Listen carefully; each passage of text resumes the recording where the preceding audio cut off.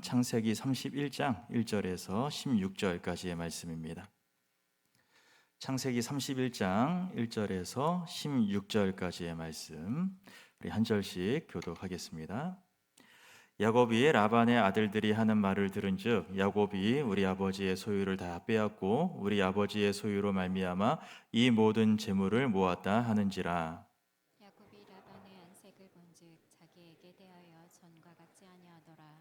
여호와께서 야곱에게 이르시되 내 조상의 땅 내 족속에게로 돌아가라. 내가 너와 함께 있으리라 하신지라. 야곱이 사람을 보내어 라헬과 레아를 자기 양떼가 있는 들로 불러다가 그들에게 이르되 내가 그대들의 아버지의 안색을 본즉 내게 대하여 전과 같지 아니하도다. 그러할지라도 내 아버지의 하나님은 나와 함께 계셨느니라.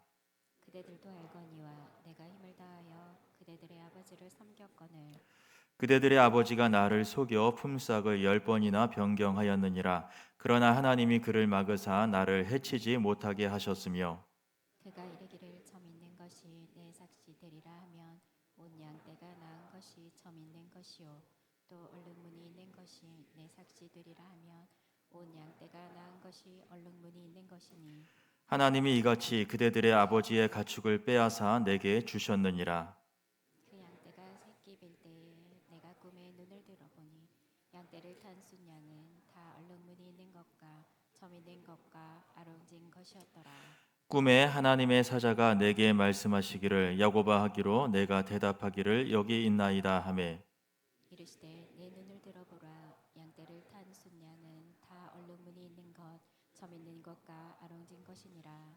라반이 내게 이르러 나는 베델의 하나님이라. 내가 거기서 기둥에 기름을 붓고 거기서 내게 서원하였으니 지금 일어나 이곳을 떠나서 내 출생지로 돌아가라 하셨느니라. 라헬과 레아가 그에게 대답하여 이르되 우리가 우리 아버지 집에서 무슨 분깃이나 유산이 있으리요. 아버지가 우리를 팔고 우리의 돈을 다 먹어버렸으니 아버지가 우리를 외국인처럼 여기는 것이 아닌가.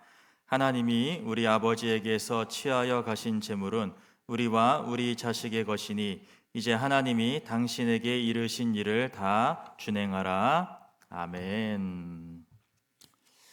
네, 오늘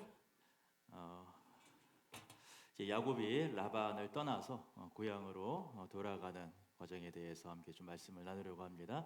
우리 지난주에 잠깐 예고했던 것처럼 그녀는 왜 아버지의 드라빔을 훔쳤는가, 거기에 대해서 함께 좀 살펴보면서 우상 숭배라는 것이 무엇인가, 이 말씀을 좀 나누고 싶습니다.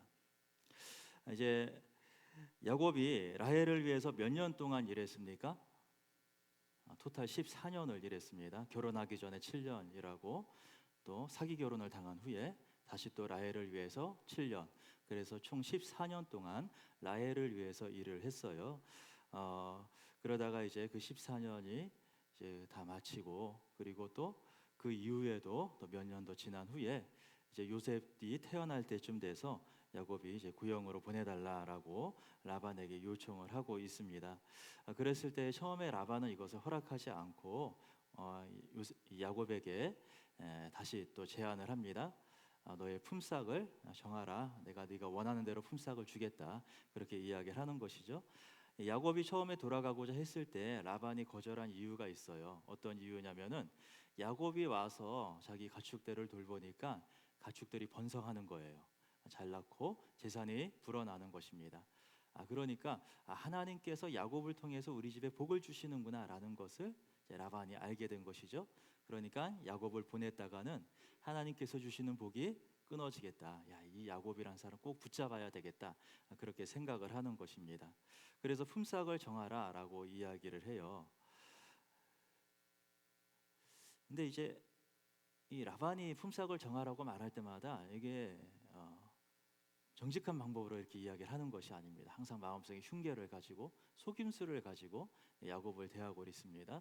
이제 앞에서도 품삯을 정하라고 했을 때 그때도 야곱이 자기 마음대로 품삯을 마음대로 정하지 못할 것을 알고 라헬을 좋아하는 걸 알기 때문에 라헬을 위해서 일하게 만들었고 또 이번에도 품삯을 정하라라고 이야기를 하는데 나중에 또 야곱이 하는 얘기를 들어보면 품삯을 정해놓고 몇 번이나 변경을 했다고요?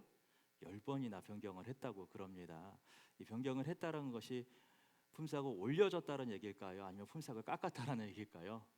예, 올려줬으면 변경했다 이런 식으로 얘기 안 하겠죠. 예, 품삯을 깎거나 아니면 이렇게 하기로 한 거를 다르게 바꿨다거나 왔다 갔다 하면서 야곱을 속이고 그랬었던 것 같습니다.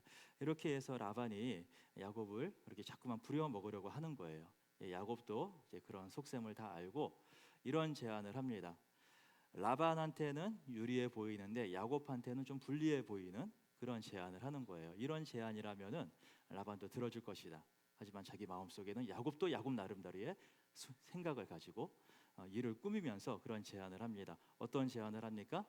양이나 염소 중에서 아롱지고 얼룩무늬 있거나 검거나 그런 것만 내가 가져가겠습니다. 그렇지 않고 다른 것들은 다 외삼촌이 가져가십시오. 그렇게 제안을 하는 것입니다. 양을 보게 되면 보통 양이 무슨 색깔이에요? 하얀색이죠.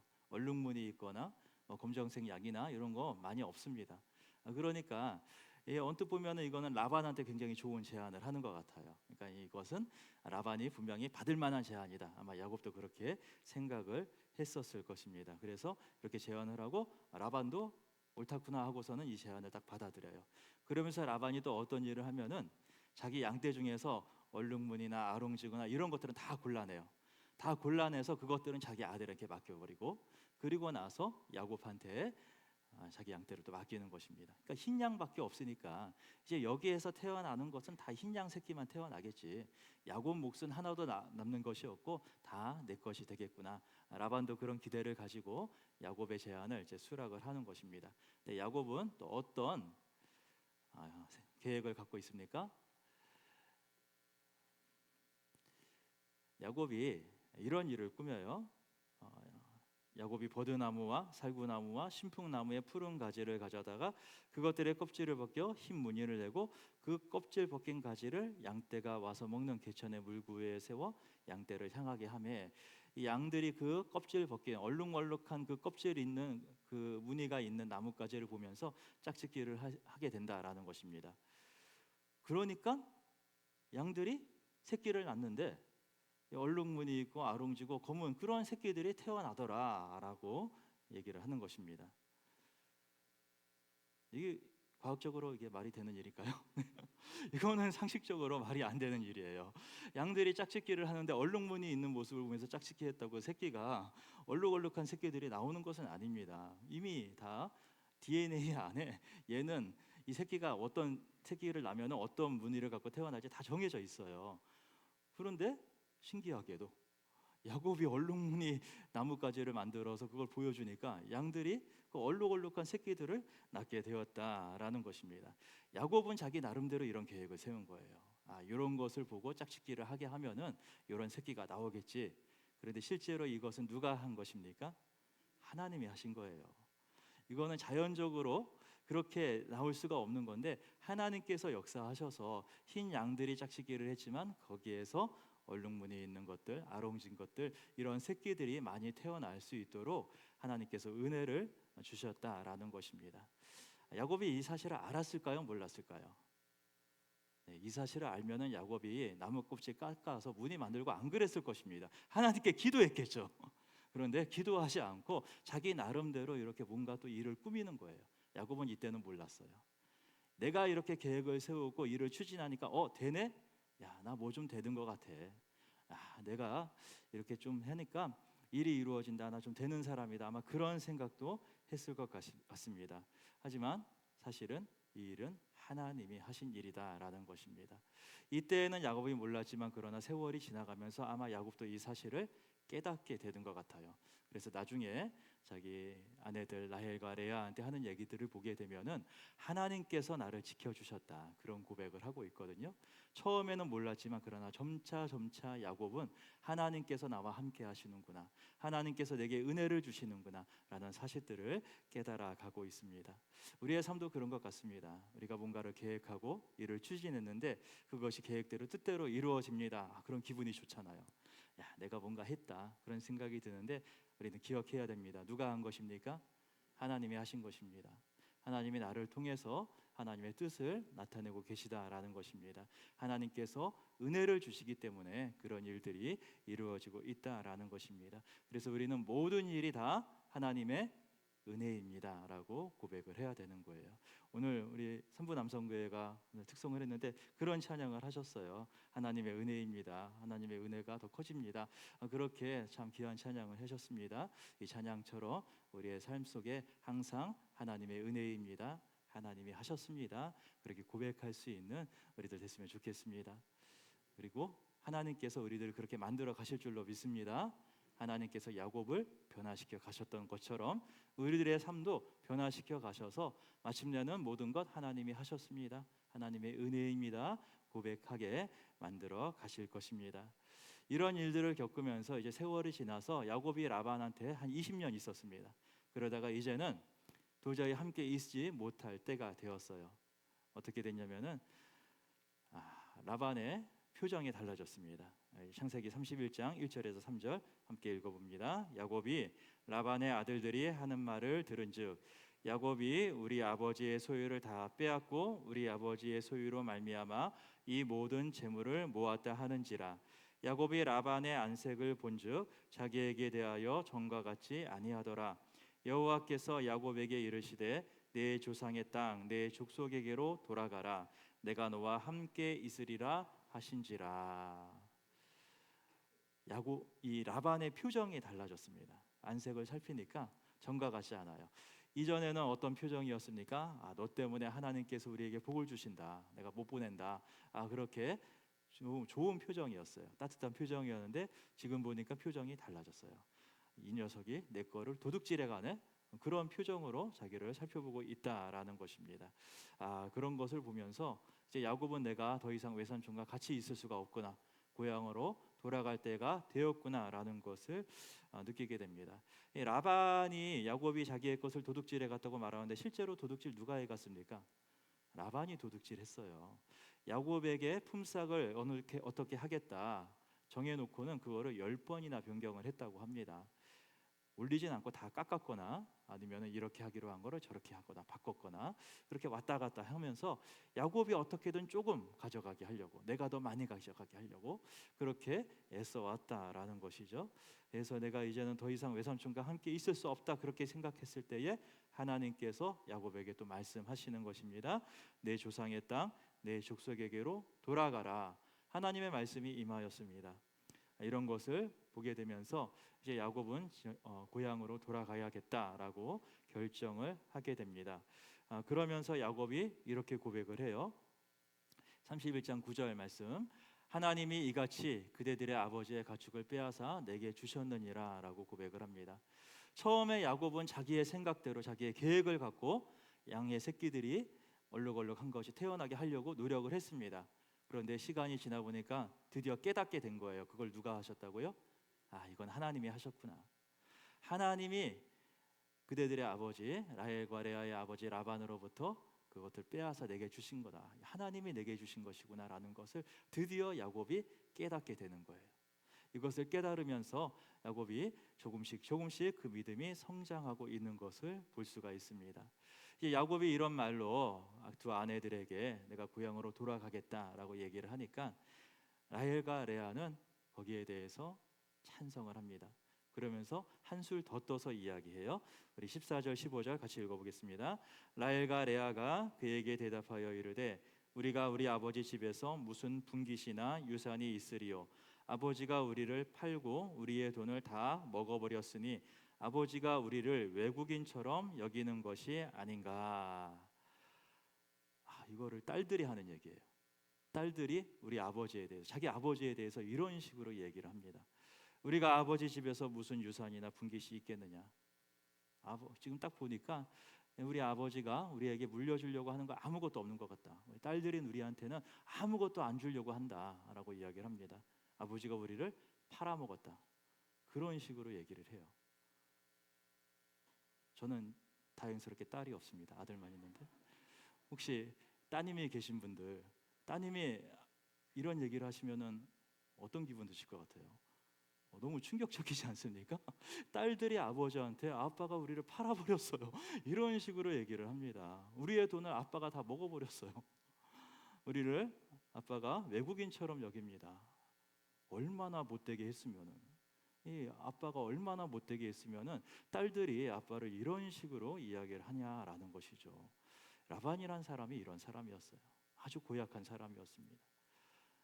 놀부보다 더 놀부 같은 사람이 라반이었던 것 같아요. 욕심으로 가득 찼고 탐욕으로 똘똘 뭉쳐있던 사람, 자기 자식마저도 내팽개치고 탐욕을 쫓던 사람, 그 사람이 라반이라는 사람이었다라는 것입니다. 라반이 이렇게 탐욕과 욕심으로 똘똘 뭉치게 된 이유가 무엇입니까? 이 사람은 우상을 섬기는 사람이었던 거예요. 이 사람은 다른 어떤 것보다도 우상을 섬기는 것을 아주 소중하게 여겼던 사람이었습니다.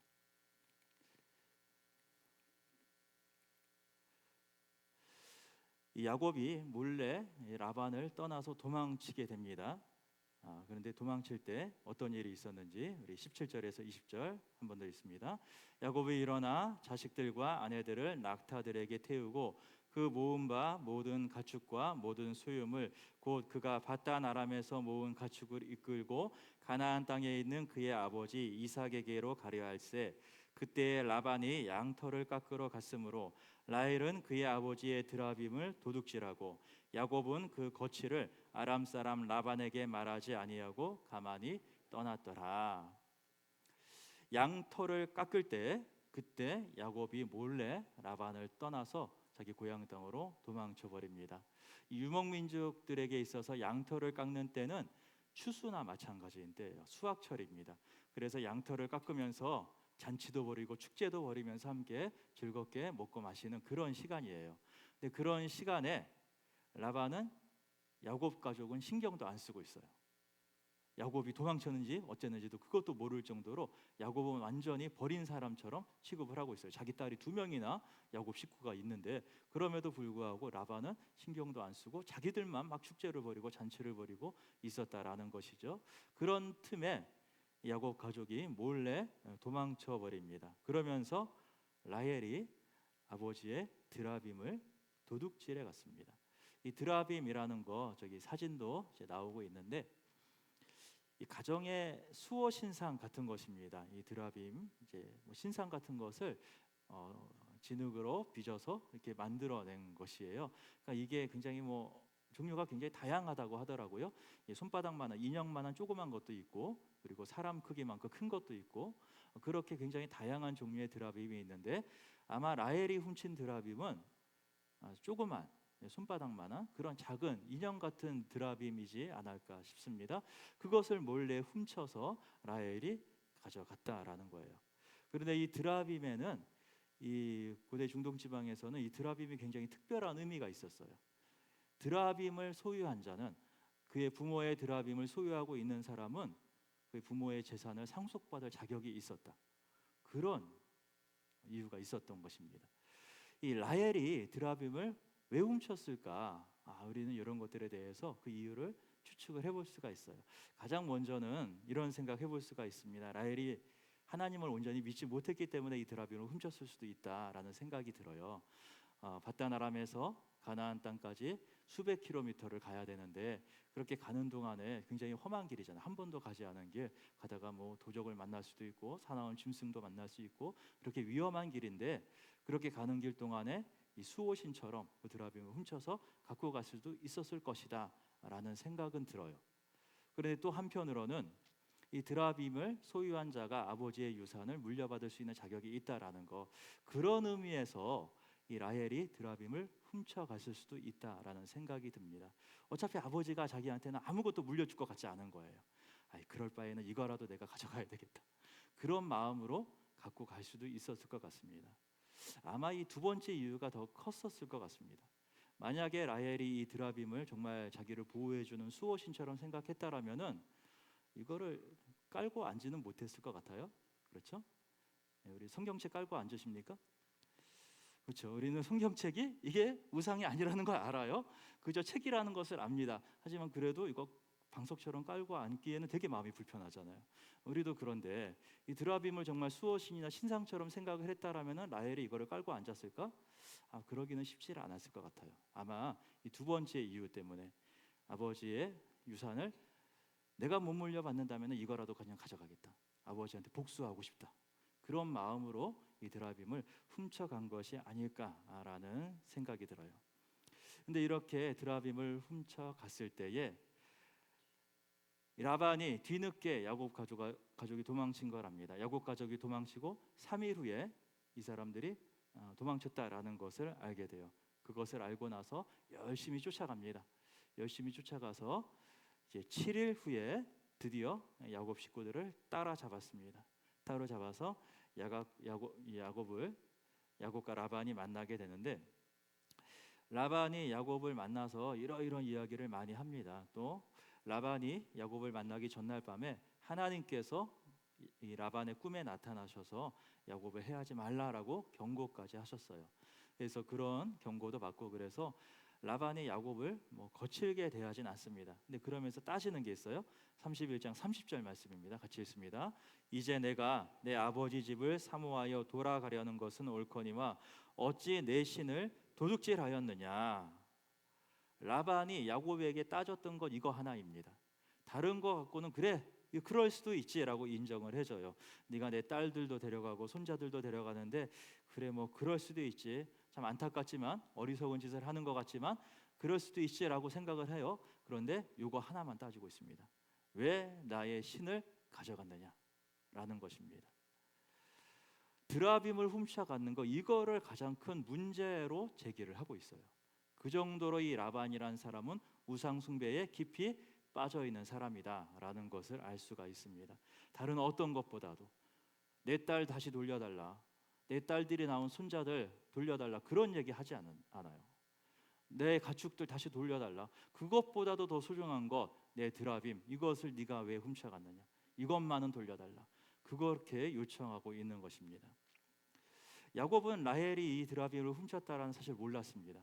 그래서 야곱은 자신 있게 말해요.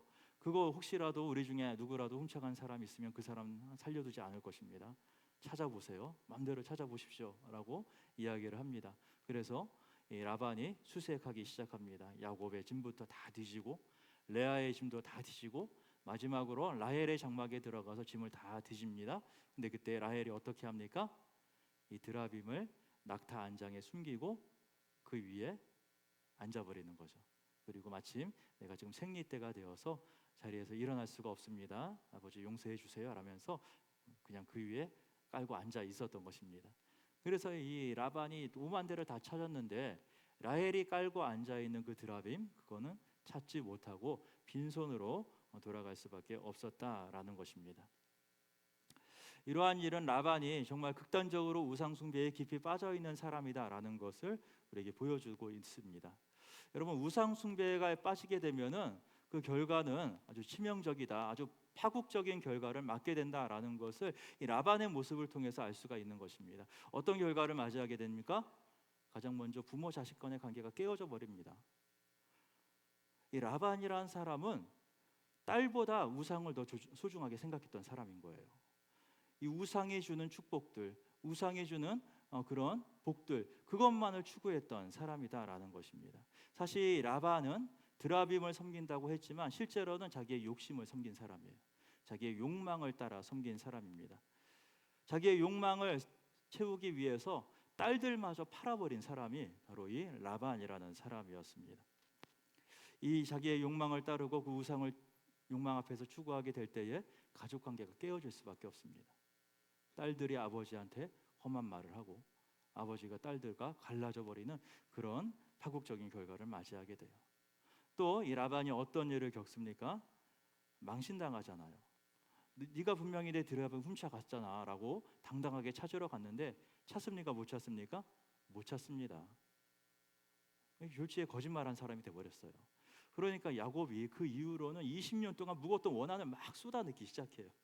이 뒤에 나오는 말씀들을 쭉 읽어보면은 이 야곱이 20년 동안 억울했던 얘기들을 그냥 막 쏟아냈습니다.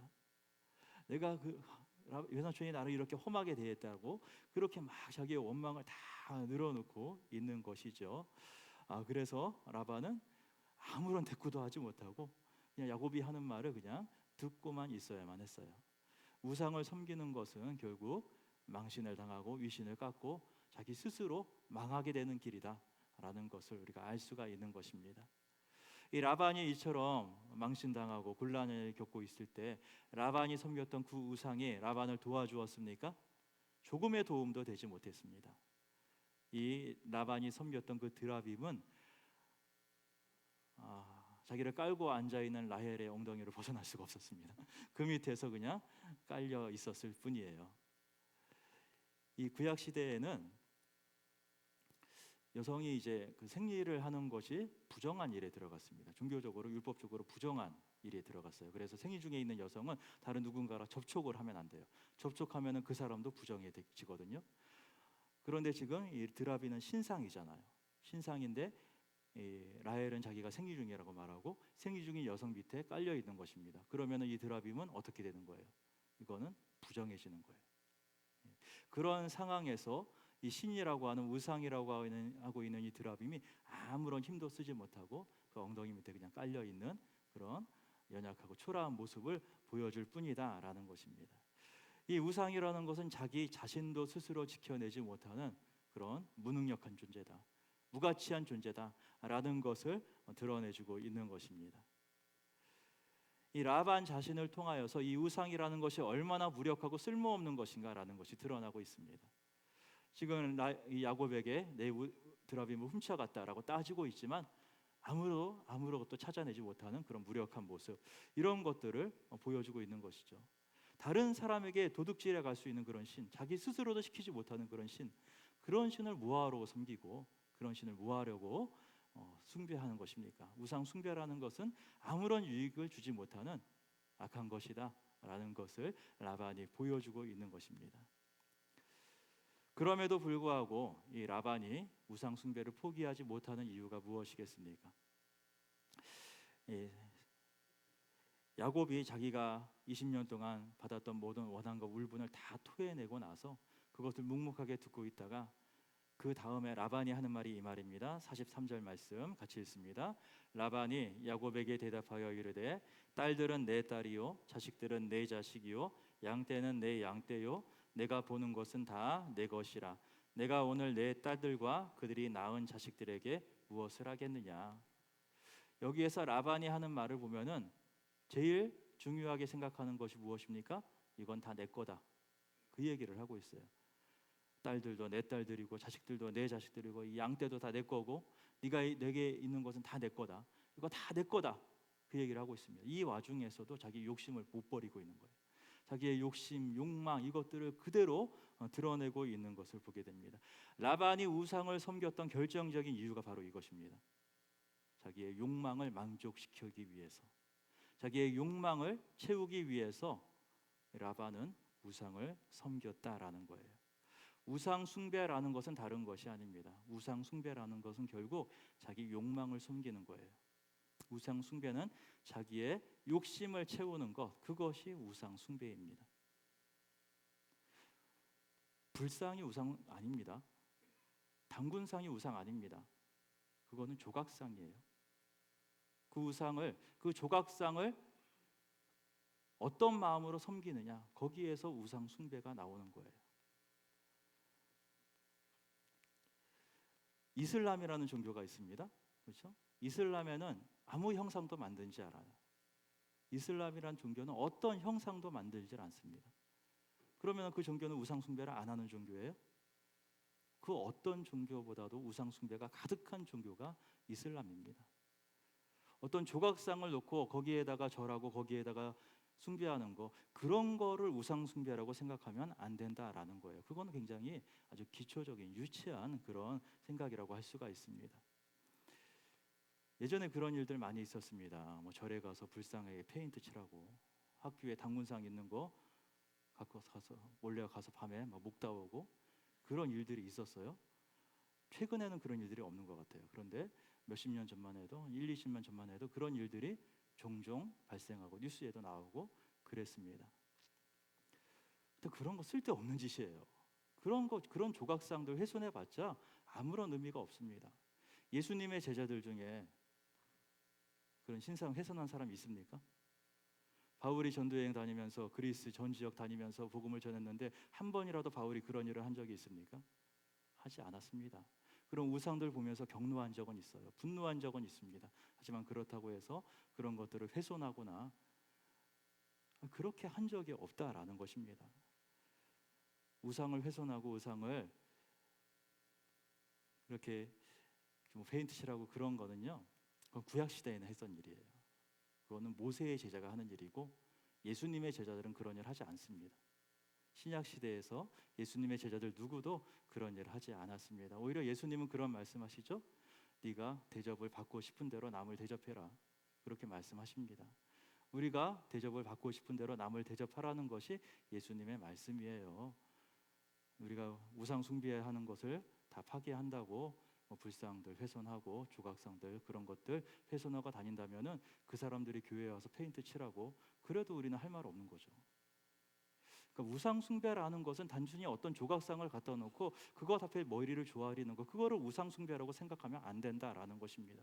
실제로 우리가 하나님을 섬긴다고 하면서도 마음속에 우상 섬기는 사람 진짜 많습니다. 하나님을 섬긴다고 하면서도 그 하나님을 자기의 욕망을 실현하는 도구로 사용하는 사람들이 있는 거예요. 내 기도를 들어주세요. 내게 원하는 것을 허락해 주세요. 우리 자식들 잘 되게 해주세요. 그런 기도만 하는 거예요. 저는 이것이 우상 숭배와 다를 바 없는 기도라고 생각을 해요. 그렇게 물론 기도를 해야 합니다. 그런 우리의 필요와 우리의 간구들을 하나님께 올려드려야 합니다. 하지만 그 기도가 하나님이 기뻐하는 기도가 되기 위해서는 마지막에 항상 우리가 고백해야 되는 것이 있습니다. 내 뜻대로 하지 마옵시고 아버지의 뜻대로 하옵소서. 예수님이 그렇게 기도하셨습니다. 그리고 예수님은 거기에서 멈추셨지만 우리는 그 뒤에 한마디 더 해야 돼요. 어떤 말 더 해야 되냐면은 아버지의 뜻대로 따를 수 있는 힘을 주십시오. 예수님은 그 기도 안 하셔도 아버지의 뜻대로 따르셨지만 우리는 그런 힘이 부족합니다. 그렇기 때문에 우리에게 아버지의 뜻대로 따를 수 있는 힘을 허락하여 주시옵소서. 그렇게 기도해야 되는 것입니다. 그렇게 하나님의 뜻을 구하는 기도를 해야지 그게 하나님을 섬기는 겁니다. 그렇지 않고 내가 원하는 것만 올려드리면 그거는 우상 숭배하는 기도하고 다를 바 없는 기도예요. 우상 숭배는 결국 자기의 욕심을 채우는 것, 자기의 욕망을 채우는 것이 우상 숭배입니다. 우리가 어떤 조각상이나 어떤 형상 저것이 우상이다라고 딱 정해 놓으면은 내 안에 있는 진짜 우상이 은폐될 수가 있어요. 내 안에는 자기의 욕심을 따르며 내 안에 있는 우상을 따르면서도 저것이 우상이다 하면서 자기 스스로를 속여버릴 수가 있는 거예요. 그래서 우리는 정직해야만 합니다. 하나님 앞에서 자기의 욕망을 따르는 것, 그것이 우상 숭배라는 것을 날마다 고백하면서 내 뜻대로 하지 마옵시고 아버지의 원대로 하옵소서. 그렇게 하나님을 섬기는 사람이 되어야만 하는 것입니다. 라반은 이렇게 자기의 욕심을 따르고 자기의 욕망을 따르는 우상 숭배자였습니다. 그렇다면은 야곱은 어땠을까요? 야곱은 우상 숭배자입니까? 아닙니까? 야곱도 처음에는 다 우상 숭배를 했습니다. 야곱만큼 자기의 욕망에 철저히 따랐던 사람이 없습니다. 그런데 이 사람이 변화됩니다. 우리 31장 42절 말씀 함께 읽어보겠습니다. 우리 하나님의 아버지 아브라함의 하나님 곧 이삭이 경외하는 이가 나와 함께 계시지 아니하셨더라면 외삼촌께서 이제 나를 빈손으로 돌려 보내셨으리다마는 하나님이 내 고난과 내 손의 수고를 보시고 어젯밤에 외삼촌을 책망하셨나이다. 야곱이 고백하는 이야기입니다.